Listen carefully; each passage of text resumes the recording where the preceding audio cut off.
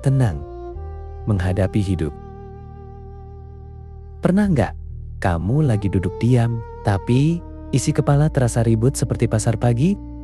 Ada fase dalam hidup di mana yang paling melelahkan bukan kerjaan, bukan orang lain, tapi pikiran sendiri. Bangun pagi sudah capek, padahal belum melakukan apa-apa. Notifikasi belum bunyi, tapi dada sudah terasa sesak. Dunia berjalan seperti biasa, tapi batin kita seperti dikejar sesuatu yang tidak kelihatan. Tenang itu bukan berarti hidupmu rapi.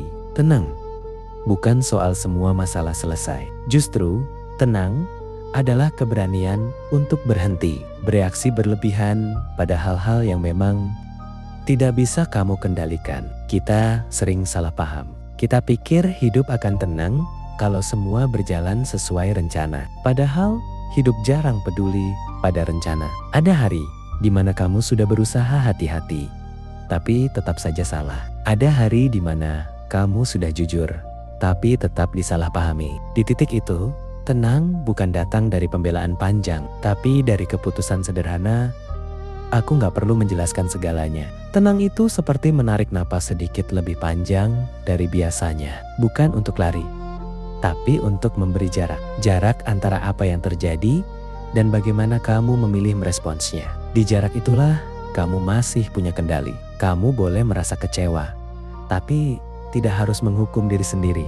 Kamu boleh lelah, tapi tidak wajib menyerah pada hari itu juga. Kita tumbuh dengan keyakinan bahwa hidup harus cepat, hasil harus terlihat, dan bahagia harus dipamerkan. Padahal banyak ketenangan lahir dari hal-hal yang tidak terlihat. Dari keputusan untuk tidak membalas pesan saat hati sedang panas. Dari memilih diam ketika ego ingin menang. Dari menerima bahwa tidak semua orang harus mengerti kamu. Tenang bukan berarti kamu lemah. Justru butuh kekuatan besar untuk tidak selalu membuktikan diri. Untuk tidak terpancing. Untuk membiarkan hal-hal berlalu tanpa kamu seret ke dalam hati.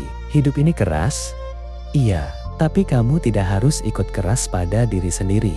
Ada momen di mana satu-satunya hal yang bisa kamu lakukan hanyalah bertahan dengan tenang, bukan karena kamu kalah, tapi karena kamu cukup dewasa untuk tahu tidak semua pertarungan perlu dimenangkan hari ini. Tenang itu bukan tujuan akhir. Tenang adalah cara berjalan, pelan, sadar, dan jujur pada diri sendiri. Karena hidup akan tetap penuh kejutan, tapi dengan tenang, kamu tidak lagi merasa harus siap untuk segalanya. Cukup hadir, cukup bernapas, cukup melangkah satu hari lagi. Dan kalau hari ini kamu masih bisa membaca ini, artinya kamu sedang belajar satu hal penting. Hidup tidak harus selalu dimenangkan. Kadang cukup dijalani tanpa ribut di dalam kepala. Kalau kata-kata ini terasa seperti jeda yang kamu butuhkan, simpan videonya. Mungkin nanti di hari yang lebih bising, kamu perlu mengingat cara untuk tetap tenang.